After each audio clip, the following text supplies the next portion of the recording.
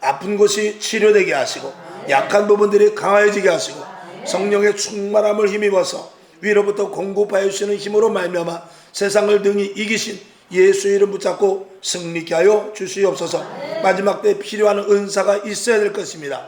은사를 허락하여 주시옵시고 말씀대로 살 수 있는 성령의 권세와 능력을 허락하여 주옵소서. 오늘도 깨닫고 듣고 행하는 저희들 되길 원하오며 온라인으로 예배드리시는 분들도 있습니다. 함께하여 주옵시고 그들에게 은혜와 기쁨과 감사와 충만한 은혜가 있게 하시고 또 동일한 이 자리에서 예배드린 것 같은 동일한 은혜가 넘쳐나게 하여 주시옵소서. 부족한 자의 입술을 온전히 주님께 맡겨오며 살아계신 예수님의 이름으로 간절히 축복하고 기도하옵나이다. 아멘. 아멘. 오늘 17절 보면 새로운 피조물이라 그랬습니다. 새로운 피조물로서의 우리가 어떻게 살아가야 되며 새로운 피조물은 무엇인가에 대해서 오늘 본문 고린도후서 5장 16절에서부터 21절까지 중에서 몇 가지를 보도록 하겠습니다.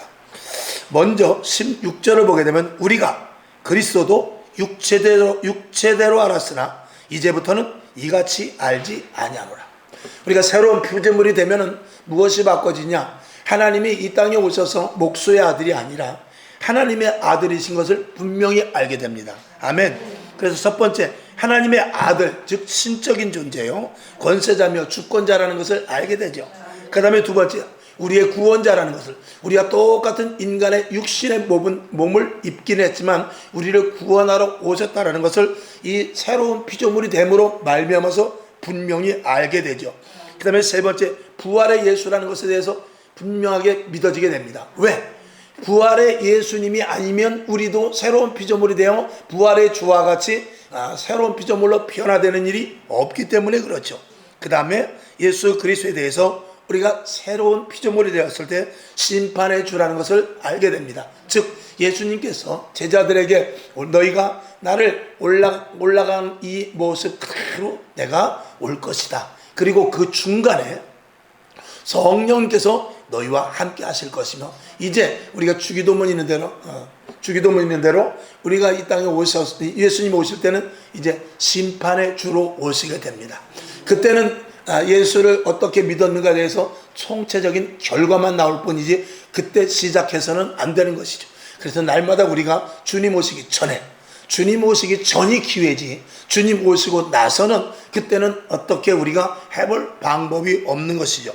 어쨌든 오늘 우리가 새로운 피조물로서 예수님에 대해서 다시 알게 되는 계기가 될 수 있기를 주님의 이름으로 축원합니다.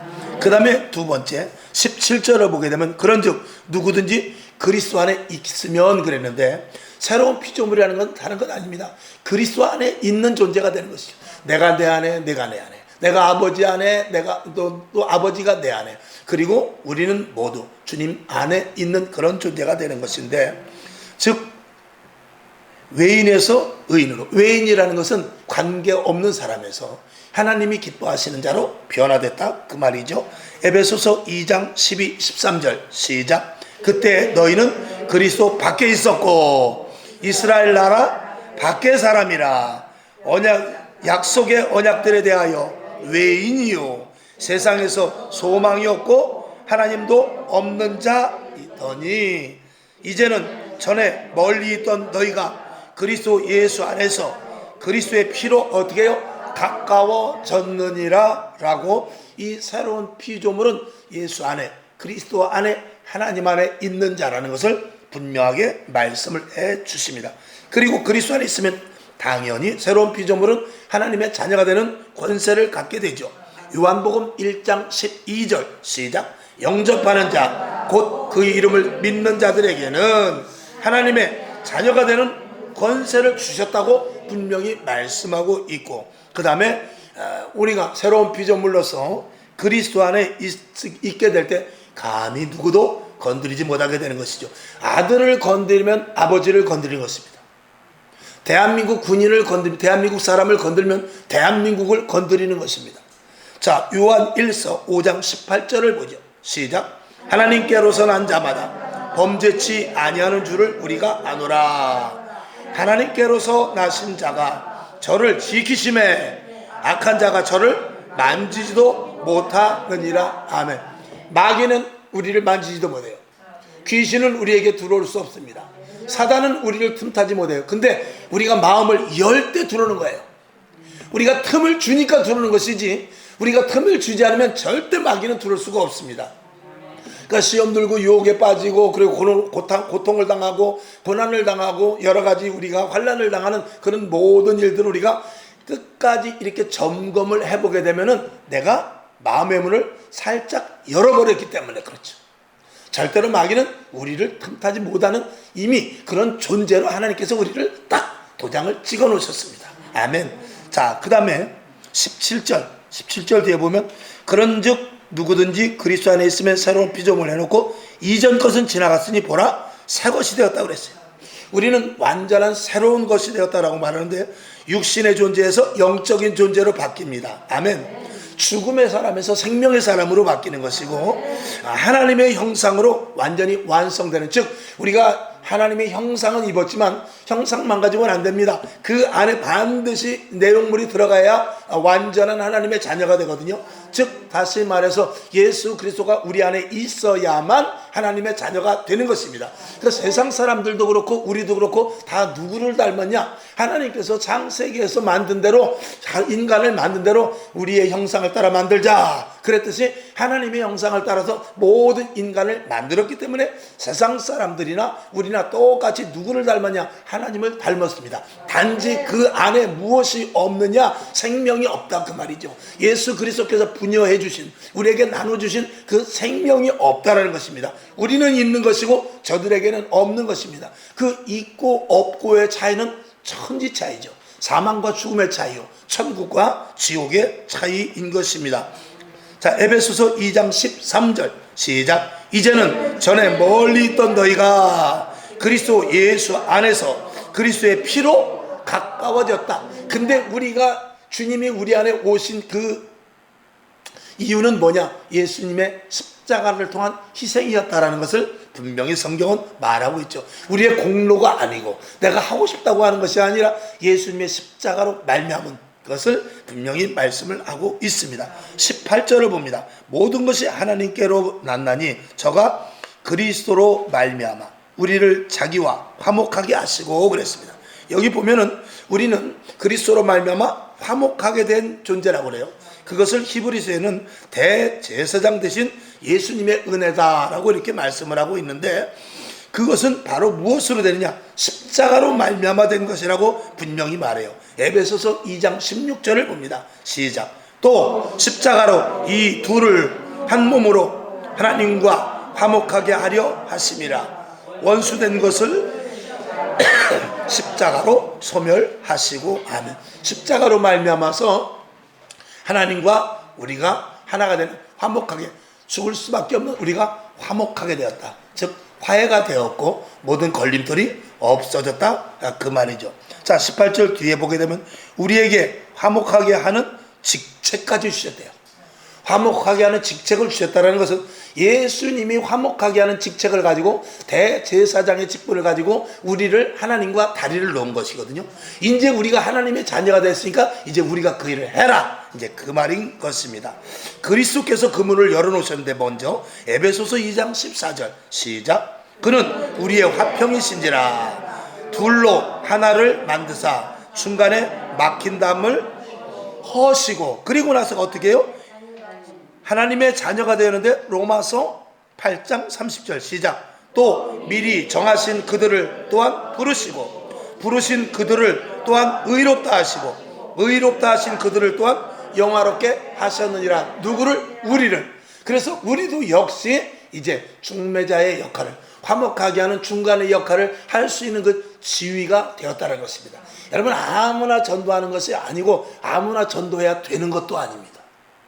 하나님의 자녀의 지위를 습득한 자의 전도가 효력이 있는 것입니다. 아멘. 그리고 그것은 예수 그리스도께서 미리 열어놓은 길인 것이죠. 자, 그 다음에 19절을 보겠습니다. 이는 하나님께서 그리스도 안에 계시사 세상을 자기와 화목하게 하시며 그랬습니다. 이건 무슨 말입니까? 여섯 번째 보았을 때 그리스도와의 화목은 하나님과의 화목이 분명하다는 것입니다. 다시 말씀을 보죠. 19절. 하나님께서 그리스도 안에 계시사 자기를 자기와 화목하게 하셨으며. 그러니까 예수 그리스도로 말미암아 우리가 하나님과 화목하게 되었는데, 예수 그리스도로 말미암아 하나님께 화목하게 된 것은 내가 예수님 안에 들어가서 한 일이다, 그 말입니다. 하나님의, 그러니까 우리가 여기서 이런 것 무엇을 알아야 되느냐? 하나님과 예수님과 성령님이 다 하나라는 것을 우리는 알 수가 있는 것입니다. 아멘. 자, 그래서 요한복음 14장 6절 시작. 예수께서 가라사대 내가 곧 길이요 진리요 생명이니 나로 말미암지 않고는 아버지께로 올 자가 없느니라. 아멘. 우리가 이 말씀 할 때마다 제가 항상 말씀드리잖아요. 아버지께로 갈 자가 아니라 아버지께로 올 자라는 것은 뭐냐면 그 예수님 안에 아버지가 계시기 때문에 그래요.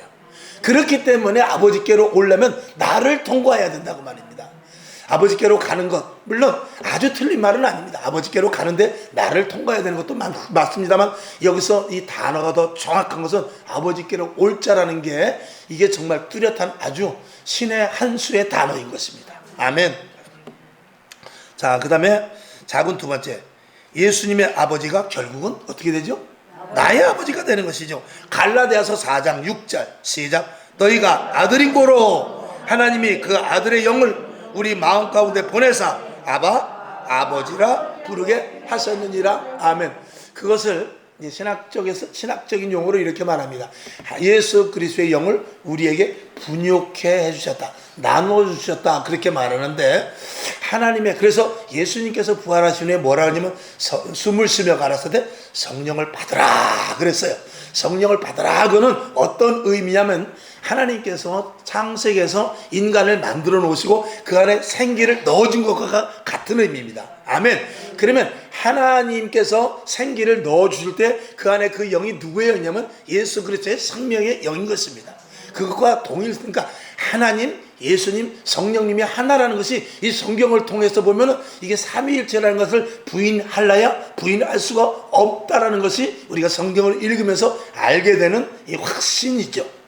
그래서 예수님께서 숨을 쉬며 가라사대 성령을 받으라 그랬을 때 그 영이 예수 그리스도의 영이지만 그것도 역시 하나님의 영이라 말할 수 있는 것이죠.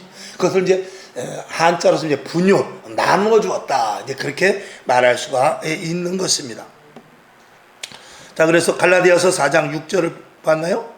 네, 아바 아버지라 너희가 아들인 고로라고 딱 이렇게 말씀을 해놓고, 그리고 하나님을 아버지라 부를 수 있는 존재로 만들어 놓은 것이죠. 그 다음에 19절 뒤에 보면은 저희가 죄를 저희에게 돌리지 아니하시고 화목하게 하는 말씀을 우리에게 부탁하셨느니라. 이건 무슨 말이냐면 우리가 나가서 전도할 때 너희가 예수 믿으면 죄가 없어져, 예수 믿으면 죄를 묻지 않아, 그거를 분명하게 이야기하는 것입니다.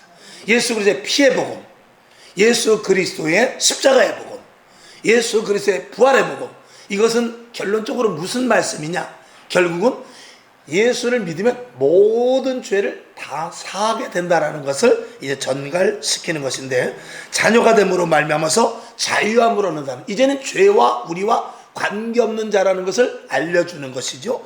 사도행전 3장 12절 시작. 베드로가 이것을 보고 백성에게 말하되 이스라엘 사람들아 이 일을 왜 기이 여기느냐? 우리 개인의 권능과 경건으로 이 사람을 걷게 한 것처럼 왜 우리를 주목하느냐? 아멘. 그러니까 무슨 말입니까? 내 안에 계신 예수로 말미암아 이런 능력을 행해서 앉은 뱅이가 일어나는 놀라운 역사가 있게 된 것이다. 이거는 누구만이 할 수 있는 일이야. 새로운 피조물이 된 자만이 할 수 있는 것이고, 새로운 피조물이 돼서 우리는 죄 없다, 의롭다 칭함을 받았고, 그리고 저들에게 나가서 너희들도 내가 너희에게 나사렛 예수의 이름으로 명하고 그들에게 예수 그리스도의 이름을 주심으로 말미암아서 그들 역시도 우리와 똑같이 죄 사함을 받게 되는 것이죠. 우리가 죄 사함을 받았다고 해서 너희는 죄이냐, 너희는 구원 못 받아, 이것이 아니라 너희도 우리와 같이 죄 사함을 받을 수 있어, 이것을 전하라 그 말이죠. 예수로 말미암아 완전하게 회복해야 된다는 것을 알려주는데, 그것이 잘 아시는 사도행전 4장 12절의 말씀입니다. 시작. 다른 이로서는 구원을 얻을 수 없나니 천하 인간의 구원을 얻을 만한 다른 이름을 우리에게 주신 일이 없음이니라 하였더라. 아멘. 그러니까 이 사도들은 분명하게 예수를 전했는데, 분명하게 예수를 전할 수 있는 근거는 뭐냐? 바로 죄 사함이죠. 십자가로 말미암은 죄 사함이고, 그리고 우리가 그 죄 사함을 받았는데 너희도 그 죄 사함을 받아라. 그래야 하나님을 아버지라 부를 수 있는 데까지 간다. 이제 그런 결론에 이르게 되는 것이죠. 자, 20절을 봅니다. 이러므로 우리가 그리스도를 대신하여 사신이 되어 하나님이 우리로 너희를 권면하는 것 같이 그리스도를 대신하여 간구하노니 너희는 하나님과 화목하라. 여기서 뭐라고 말씀하냐면, 예수 그리스도께서 우리를 중보로 세워서 이제 하나님을 아버지라 부른 자가 되는데, 이제 우리는 그것을 전하는 것으로 그치는 것이 아니라 전하는 것보다도 한층 더 강화된 단어를 쓰는데, 그 단어가 뭐냐면 사신이라는 단어입니다. 너희도 사람들을 화목하는 데 있어서 너희도 예수 그리스도께서 제사장 된 것 같이 예수 그리스도께서 화목해 놓은 것을 너희가 가서 전하고, 예수 그리스도로 말미암아 너희도 죄 없어, 이거를 전하는 데까지 그치는 것이 아니라, 사도 바울은 여기서 더욱더 드라이브를 걸어가지고 뭐라고 그러냐면 사신이 된 것으로 알라 이것입니다. 사신은 뭐냐면 한 나라에서 다른 나라로 갈 때 사신을 보내는 거예요. 그 사신은 정말 엄청난 권세와 지위를 갖고 있습니다. 그래서 수행원이 따라가는데 그 사실을 누구 돌보듯이 해야 되냐면 대통령 돌보듯이 해야 됩니다. 그렇게 사실은 엄청난 지위를 갖고 있고, 그리고 막강한 능력이 포함되어 있습니다. 왜? 무엇을 가지고 왔기 때문에? 그 사신이 갖고 있는 그 종이 한 장, 그것 때문에 그렇습니다. 그 사신이 갖고 있는 그 서신 하나 때문에 사신이라는 사람은 일개 자기의 그 왕의 혹은 대통령의 직속 어떤 직분을 가진 자지만, 그 직분보다도 그 사신으로 보낼 때는 대통령과 방불한 지위를 갖게 되는 것이죠. 무엇 때문에? 그 서신, 종이 한 장 때문에. 저와 여러분도 마찬가지입니다. 여러분이 극대화되는 데 있어서 가장 중요한 것은 여러분이 복음을 전할 때입니다. 여러분이 높아지길 원합니까? 여러분이 권세가 있길 원합니까? 여러분이 하나님의 자녀로서 가치를 가지고 권세와 능력으로 마귀와 싸워 이기고 하나님이 주신 약속의 복을 받기를 원합니까? 만약에 그런 것들을 우리가 생각한다면, 이 성경을 말씀을 유추해서 본다면 우리가 사신이라는 것에 대해서, 사신이라는 자세를 가지고 주의 일을 분명하게 할 때는 그런 권위와 그런 위치를 하나님께서 올려주시지 않을 수 없는 것이죠. 하나님이 오늘 이 땅에 구원받은 자들을 다 보고 계실 거예요. 대한민국에 예수 믿는 사람들 한 500만 명을 다 보고 계실 거예요. 그래서 무엇을 하나 보고 있는데, 하나님의 관심의 집중과 하나님께서 보고 있는 사람 중에서 가장 가치 있게 보는 자는 지금도 전도하는 자죠. 지금도 복음을 전하는 자죠. 그리고 내 한 뼘의 얼굴이 전도자와 같이 생활하는 자고, 내 말 한마디가 예수 믿는 사람으로서 가치를 드러내는 자를 하나님은 가장 높이 쳐주는 것이죠. 왜? 사신의 역할을 감당하고 있는 중이기 때문에 그렇습니다. 그 사람이 사신의 역할을 감당하지 않고 사신의 역할이 끝났을 때는 그저 일반 공무원, 그 개체의 공무원이 되는 것입니다. 하나의 공무원에 불과하지만 그가 사신이었을 때는 놀라운 권세와 능력을 갖게 되는 것이죠. 그것과 마찬가지로 주의 일을 감당할 때, 오늘도 이전에 나와 예배 드릴 때 하나님은 기뻐하실 것입니다. 오늘도 여러분이 헌신 봉사할 때 하나님이 기뻐하실 것입니다. 그러나 복음을 전할 때 하나님은 가장 기뻐하실 수밖에 없는 그런 구조를 우리가 알 수 있는 것이죠. 그 다음에 이 사신이라는 것은, 사신이 가장 해야 될 일 중에 뭐냐면, 자기가 그 대통령, 왕이 준 걸 그걸 그대로 전해야 돼요. 한번 자기가 쭉 읽어보고, 이거 왕이 왜 이렇게 머리가 나쁘지? 나 같으면 이렇게 쓸 텐데. 그리고 그걸 지우개로 지우고 자기가 고쳤으면 그는 어떻게 되냐? 그는 사형입니다. 그는 일절, 그는 얄짤없이 사형입니다. 그렇기 때문에 사신은 그만큼 권세와 지위도 있지만, 사신이라는 것을 감당하기 위해서는 절대적으로 전달자의 몫을 감당해야 되는데, 그것은 그 전달하고자 하는 그 내용을 변개시키면 안 됩니다. 이 전도자, 예배자, 또 그리고 우리가 하나님 앞에 예배드리고 하나님의 일을 감당하는 사람을 이 넓은 범위에서 이 서비스하는 사람이다. 그렇게 원어적으로 풀리는 그런 한 측면이 있어요. 이 서비스라는 건 뭐냐면 복음을 전하고 그리고 복음을 위해 사는 사람을 서비스에 서비스업에 종사하는 사람이다. 즉 뭐냐면 주방에서 음식을 만들어. 그러면 그 주방에서 만든 음식을 손님에게 갖다 주는 역할을 하는 게 뭐냐면 우리들입니다. 그게 서비스예요. 그러니까 만약에 주방에서 음식이 나왔는데 보니까 한번 간을 보니까 싱거운 것 같아. 그래가지고 거기가 지가 지멋대로 소금을 쳐버리면 걔는 쫓겨납니다. 짠 것 같은데 그러고 거기다 설탕을 뿌려갖고 간다. 그러면 안 됩니다. 주방에서 죽이 되든지 밥이 되든지 주방에서 좀 잘못됐다 할 때 그대로 갖다 줘야 되는 사람이 서빙하는 사람입니다. 사신도 마찬가지고 서빙하는 사람들도 마찬가지입니다. 저와 여러분은 다른 것 없습니다. 하나님의 말씀, 하나님의 뜻, 하나님의 계획 그 속에 우리가 들어가 있는 것이지, 내가 하나님의 뜻을 가지고 하나님 내가 거기서 분별해가지고 하나님 이거는 하나님의 뜻이지만 이건 너무 안 돼요. 이건 요즘 시대하고 맞지 않는데요. 이건 지금 나의 형편과 맞지 않고요. 지금 그 사람은 이 말씀을 이게 원하는 게 아닙니다. 이렇게 자기 멋대로 생각하면 안 됩니다. 그러면 복음을 전달하는 전달자로서의 가치는 떨어져 버리고 다시는 그 사람을 쓸 수가 없게 되는 것이죠. 자, 그렇게 말씀을 드렸고 성경을 한번 봅시다. 몇 번이죠? 8번. 자, 막중한 사명임을 인식해야 돼요. 왜? 생명을 다루는 것이기 때문에. 그렇죠? 아멘이죠?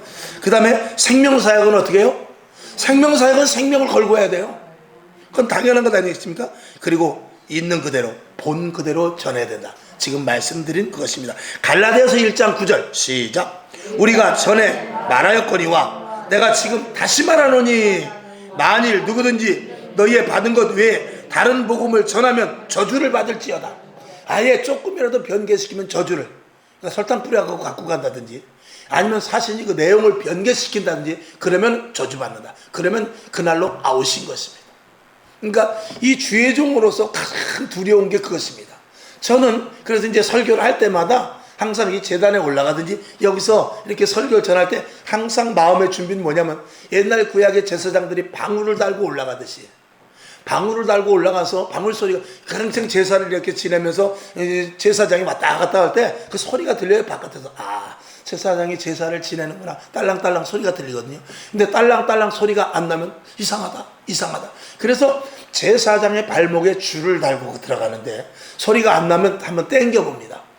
죽어 있으면 죽은 채로 끌려 나오는 거예요.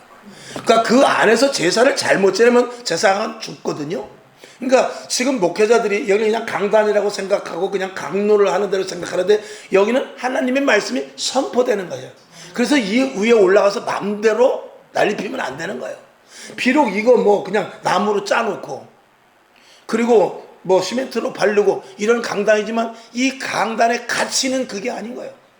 이 강단의 가치는 여기서는 하나님의 말씀이 선포되기 때문에 신발 신고 막 올라간다든지 그냥 아무 학기나 막 올려놓는다든지 이런 것들은 상당히 조심을 해야 돼요. 특히 하나님의 말씀이 선포되는 설교 시간만큼은 그 시간은 하나님으로 말미암아서 위에서부터 아래로 내려지는 것들을 가감없이 그대로 전달시키는 그 자리이기 때문에 이 통로에서 필터 역할을 하면 큰일 나는 것입니다. 목회자가 필터의 역할을 하면 큰일 나요. 저 정수기에 필터가 있는데 정수기는 필터가 있어야 돼요. 그래야 더러운 것들을 걸리지만 하나님의 말씀이 필터가 생기게 되면 하나님의 말씀이 100% 말씀이 70% 60%밖에 가지 않고 나머지는 공자 얘기, 소크라테스 얘기, 모세 얘기 뭐 다른 얘기하다가 엉뚱한 대로 가게 되는 것이죠. 그러면 하나님의 말씀은 왜곡이 되는 것입니다. 금이라는 것은 100%가 돼야 돼요. 99.9%라고 말합니다. 근데 그 금 속에 조금이라도 1%, 2% 다른 것이 들어가 있으면 그 금은 가치가 확 떨어져 버리고 맙니다. 24K와 18K인가요? 그거는 전혀 가치가 틀립니다. 그것과 마찬가지로 하나님의 말씀이 예를 들어서 100인데 한 80 정도 전하면 100 전할 거 80 전하면 80%의 효과가 있지 천만의 말씀입니다. 그 프로테이지는 자칫하면 1%, 2%도 안 될 수 있어요. 왜? 그 가치가 뚝 떨어지기 때문에 그래요. 우리가 이건 좀 전문적인 용어인데 저는 사진을 찍기 때문에 카메라 렌즈가 있어요. 렌즈가 조리개 수치가 있어요. 조리개. 그리고 많이 열리게도 하고 밝은 데서 찍을 때는 조리개를 닫아줘요. 그리고 어두운 데서 찍을 때는 조리개를 이렇게 열어놔. 그런데 렌즈가 좋은 거는 이 렌즈가 비싼 것일수록 이 조리개가 많이 열려. 그리고 싸구려 렌즈는 요만큼밖에 안 열린다면 비싼 건 이만큼 열려. 그럼 예를 들어서 이 렌즈가 열리는 거 뭐 F 단위로 나가는데 예를 들어서 렌즈가 열리게 1에서부터 예를 들어서 10까지 있다고 쳐요. 그러면 1에서부터 5까지 열리는 렌즈가 만약에 500원이다. 그러면 7까지 열리는 렌즈는 한 1,000원 돼요. 700원이 아니고 1,000원 정도 돼. 그리고 8까지 열리는 렌즈는 800원이 아니라 그때는 가격이 곱으로 떼가지고 150원에서 200원 정도 돼요. 그리고 9까지 열리는 게 있다면 그때는 100만원 단위가 넘어가. 그리고 거기서 10까지 열리는 거는 1000만원 단위 넘어가. 끝에 가서는 조금만 더 열려도 가격이 엄청나. 그리고 렌즈도 요만한 거에서 그 렌즈가 열릴수록 점점 더 커져. 그러니까 여러분이 이렇게 다니다 보면 렌즈 막 큰 거 갖고 다니는 사람 있잖아요. 그거 수백만 원짜리 렌즈입니다. 굉장히 비싸요. 카메라보다 더 비쌉니다. 렌즈가. 그것과 마찬가지로 왜 제가 그 말씀을 드리냐면 우리가 예수 그리스도의 복음을 전하는 데 있어서도 마찬가지예요. 100%를 전하면은 100이 되지만 90%를 전하면 90이 되는 것이 아니라 20으로 확 줄어드는 거예요. 50밖에 안 전하면 그거는 가치가 거의 무가치합니다. 여러분 밥을 했는데 거기다가 만약에 누가 대단히 죄송해요. 이왕이면 가장 더러운 얘기로 하려고 거기다 누가 만약에 침을 뱉었다. 그러면 나 같으면 그 밥 아무리 다시 해도 안 먹네. 밥 새로 해준다고 해도 아예 안 먹어. 그거 다시 볶아준다고 해도 안 먹어. 그거를 다시 뭐 누룽개면 안 먹어. 누가 침 뱉었다. 절대 안 먹어. 그 밥째 다 버리지 안 먹습니다. 이를테면. 그런데 하나님의 말씀에 좋지 않은 것이 조금만 들어가도 우리는 막 받아 먹어요. 그러면 그건 뭐냐? 결국은 우리가 더러운 거 조금만 더러워도 안 먹는데 말씀은 막 받아들이면 우리 속에서 어떤 일이 생기느냐? 받아들이지 못할 것을 받아들이기 때문에 그 몸이 영적으로 바르게 자라나는 것이 아니라 이상한 복음, 이단 복음, 사이비 복음, 그리고 사람의 영적인 상태가 망가지는 거예요. 똑같은 원리입니다. 그래서 주의 종이 여기서 설교를 전할 때는 하나님의 말씀이 가감이니까 제가 이렇게 한 구절을 설교를 해도 주석도 찾아보고 남이 설교랑 비교도 해보고 또 그리고 내가 몇 번 읽어보고 또 그리고 인터넷에 들어가서 내가 이렇게 내용을 설교한 것이 이게 이 원 틀에서 맞는가 이것을 죄 알아보지 않고 전했다가는 큰일 나기 때문에 그래요. 그런데 더 중요한 것은 인터넷도 지금은 믿을 수가 없어. 인터넷도 믿을 수가 없다 이 말이죠. 그러니까 이 말씀을 준비하는 데 있어서 이 주의 종들이 굉장히 지금 사실은 쉬우면서도 어려운 시대예요. 지금 인터넷 설교 쭉 거기다 치면 돼. 오늘은 부활주일에 대해서 설교하려고 한다. 오늘은 추수감사주일에 대해서 설교한다고 한다. 설교 A4용지 2장 해가지고 대충 뽑아줘. 그러면은 아주 뭐 웬만한 목사님 설교자보다도 더 찬란하게 나와요. 근데 그걸 자세히 읽어보면은 하나님의 의도와 맞지 않는 부분이 요소에 있어요. 그거를 다 제거하지 않으면 안 되는데 그걸 어떻게 제거합니까? 분별을 해야죠. 이 설교가 그래서 쉬운 것 같지만 굉장히 어려운 게 이 설교입니다. 왜냐하면 여러분에게 100% 즉 다시 말하면 침 뱉지 않은 밥을 먹여야 될 거 아니에요. 침 뱉지 않은 거예요. 그러니까 소크라테스 예화가 들어가도 안 되고 공자 예화가 들어가도 안 되고 어떤 훌륭한 사람 예화가 들어가도 자칫하면 침 뱉은 밥이 될 수도 있다는 겁니다. 그래서 굉장히 예화를 하나 써도 굉장히 그 성경의 것을 훼손하지 않으면서 예화를 잘 써야 돼요. 아멘. 자, 그다음에 9번째 넘어가야 되겠죠? 9번째 21절 보니까 하나님이 맞나요? 하나님이 죄를 알지도 못하는 자로 우리를 대신하여 죄를 삼으신 것은 우리로 하여금 저희 안에서 하나님의 의가 되게 하려 하심이라. 아멘. 예수 그리스도를 이 땅에 보내주셔서 우리를 새로운 피조물로 만드신 것은 하나님 보시기에 의롭다 칭함으로 칭함을 받는 자가 되게 하려 하십니다. 그 말입니다. 그러니까 예수 그리스도의 은혜를 우리가 생각하면 생각할수록 정말 기가 막히죠. 우리는 그 앞에 아무 말도 할 수 없는, 정말 하나님 앞에 하나님 처분대로 해 주시옵소서, 우리는 무익한 종인이다, 그 말밖에는 사실은 할 말이 없는 것이죠. 근데 우리는 굉장히 까불죠. 자, 복음의 핵심입니다, 이것이. 그래서 오직 예수, 오직 말씀, 오직 성령에 의하여 예배, 기도, 찬양, 전도, 헌신이 이루어져야 한다. 당연한 말씀이죠. 갈라디아서 2장 16절 시작. 사람이 의롭게 되는 것은 율법의 행위에서 난 것이 아니요 오직 예수 그리스도를 믿음으로 말미암는 줄 아는 고로 우리도 그리스도 예수를 믿나니 이는 우리가 율법의 행위에서 아니고 그리스도를 믿음으로써 의롭다함을 얻으려 함이라. 율법의 행위로서는 의롭다함을 얻을 육체가 없느니라. 아멘. 즉 우리가 어떤 행위를 통해서 의롭게 될 수는 절대 없다고 말합니다. 오직 예수 그리스도의 십자가, 예수 그리스도의 은혜 속에서, 하나님의 은혜 속에서만 우리가 의롭다 칭함을 받을 수 있다라고 분명하게 이야기하는 것이죠. 이것은 근데 하나님께서 에덴 동산에서 죄를 짓고 난 후에 우리들에게 약속하신 것이에요. 그래서 성경의 구약에는 모두가 다 이 땅에 오실 메시아, 예수에 대해서 적어놓은 것이고 그런 것들을 예언한 것이 사실은 구약의 책인 것입니다. 자, 그 중에 한 가지를 보죠.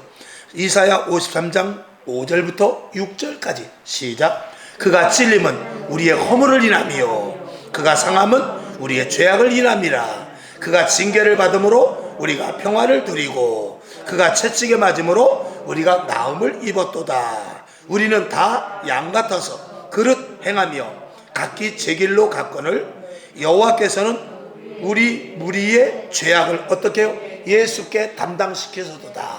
그에게 담당시키소서다. 이게 복음의 진수죠. 오늘도 우리는 하나님의 아들인데 하나님의 아들이신 분이 예수 그리스도로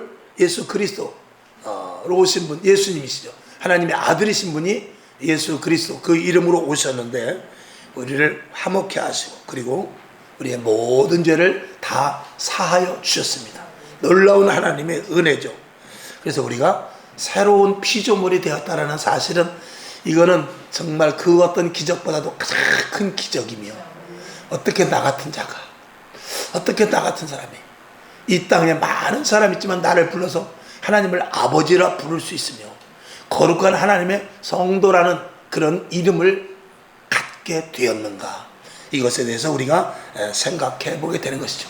이 모든 것들은 하나님 안에서 우리가 의롭다함을 얻게 된 것입니다. 즉 예수 그리스도 안에서 되었다 그 말이죠.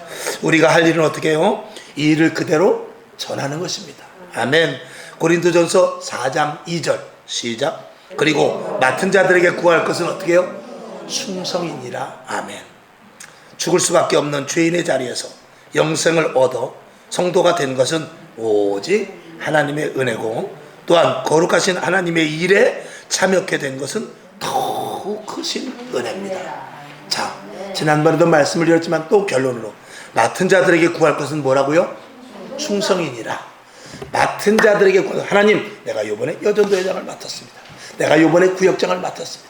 내가 이번에 남전도회 회장을 맡았습니다. 내가 이번에 이러한 직분을 맡았습니다. 그랬으니까 내가 하나님 돈이 필요합니다. 돈 좀 주셔야 됩니다. 돈이 있어야 구역장을 하죠. 하나님 이번 내가 지혜가 있어야 됩니다. 지혜를 주셔야 하나님 내가 이걸 이끌어 나갑니다. 하나님 나에게 능력을 주셔야 이 일을 해나갑니다. 하나님 내가 은사를 받아야 이 일을 해나가니 은사를 주십시오. 이렇게 구하는 것이 아니라 하나님 내가 충성하게 해주옵소서. 내가 충성하게 해주옵소서. 그럼 충성하는 자리에 충성하려고 할 때 그때 하나님께서 물질도 건강도 환경도 그리고 은사도 능력도 권세도 더 거기에 부어주신다라는 것이 사도 바울이 우리들에게 말씀하신 이 고린도전서 4장 2절의 말씀인 것입니다. 맡은 자들에게 구할 것이 충성 외에 다른 것이라면 여기서 사도 바울이 길게 써야 돼요. 맡은 자들에게 구할 것은 물질이니라. 맡은 자들에게 구할 것은 은사니라. 맡은 자들에게 구할 것은 능력이니라. 맡은 자들에게 구할 것은 리더십이니라. 이렇게 써야 되는데 그렇게 쓰지 않고 단 한마디로 요약했습니다. 맡은 자들에게 구할 것은 충성이니라. 너희가 어떻게 충성하라고요? 죽도록 충성하라는 것입니다. 죽도록 충성하면 그 나머지 것들을 우리에게 다 주시는 것이에요. 사도 바울은 그 원리를 알고 이렇게 쓴 것입니다. 아멘. 기도하겠습니다. 하나님 아버지 감사합니다. 우리를 새로운 피조물로 만드셨습니다. 그리고 새로운 피조물로서의 가치와 그리고 어떻게 새로운 피조물이 되었으며 새로운 피조물로서 해야 될 일에 대하여서 오늘 몇 가지를 이렇게 은혜를 나눴습니다. 우리가 결론으로는 맡은 자들에게 구할 것은 충성입니다. 정말 충성된 자들이 되지 않으면 아무런 의미가 없는 것이죠. 내가 충성할 때, 내가 죽도록 충성할 때 하나님께서 물질도 주시고 건강도 주시고 자녀의 복도 주시고 은사도 주시고 필요한 것들을 주님께 더 주실 것입니다. 아버지, 이런 수술을 잘하는 믿음의 자녀들 되게 하여 주시옵소서. 오늘도 다시 한번 머리마다 권세와 능력이 임하게 하시되 착하고 충성된 종들 되게 하여 주시옵시고 하나님 앞에 갔을 때 의의 면류관, 생명의 면류관 받게 하여 주시옵소서. 예수님의 이름으로 축복하며 기도하옵나이다. 아멘. 주기도문 하고 말씀을 생각하면서 하나님 나에게 충성됨을 주옵소서. 죽도록 충성하게 하여 주시옵소서. 이런 맥락으로 잠깐 기도하고 일어나시기를 바랍니다. 하늘에 계신 우리 아버지여, 이름이 거룩히 여김을 받으시오며 나라에 임하옵시며 뜻이 하늘에서 이룬 것 같이 땅에서도 이루어지이다. 오늘날 우리에게 일용할 양식을 주옵시고 우리가 우리에게 죄진 자를 사하여 준 것 같이 우리 죄를 사하여 주옵시고 우리를 시험에 들게 하지 마옵시고 다만 악에서 구하옵소서. 대개 나라와 권세와 영광이 아버지께 영원히 있사옵나이다. 아멘.